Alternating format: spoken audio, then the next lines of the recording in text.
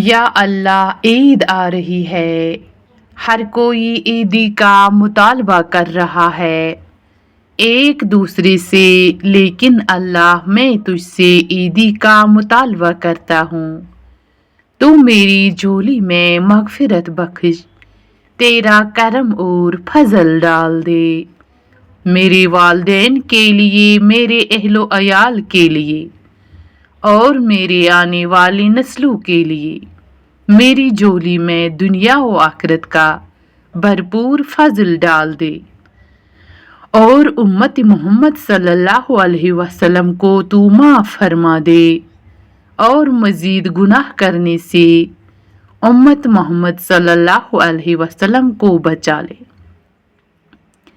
اور ہماری مسجدوں کو تا قیامت تک رمضان کی طرح آباد رکھنا۔ اللہ مجھے تیری طرف سے عیدی کا یہی تحفہ چاہیے، اللہ تو بھرپور فضل کے ساتھ عطا فرما، آمین۔ عید مبارک۔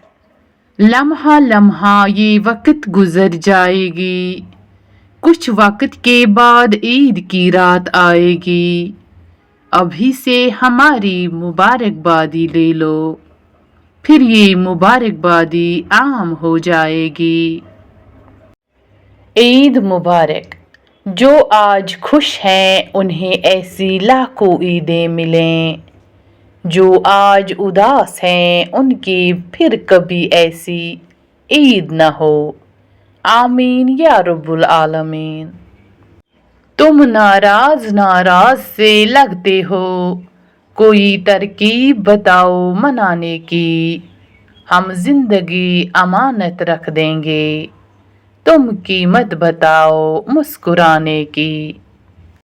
عید کی ہر بہار دیکھو تم، عیش لے لو نہار دیکھو تم، ایک اس عید پر ہے کیا موقوف، ایسی عیدیں ہزار دیکھو تم۔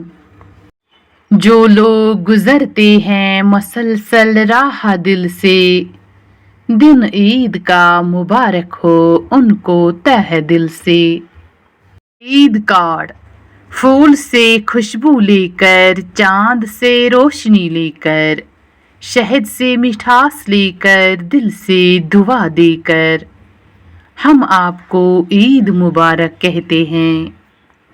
گھر کا سربراہ بننا اتنا آسان نہیں، سربراہ کی حالت ٹین کے اس شیڈ کی طرح ہوتی ہے جو تمام موسم جھیلتا ہے، مگر اس کے سائے میں رہنے والے کہتے ہیں شور بہت کرتا ہے اور گرم بھی بہت جلدی ہو جاتا ہے۔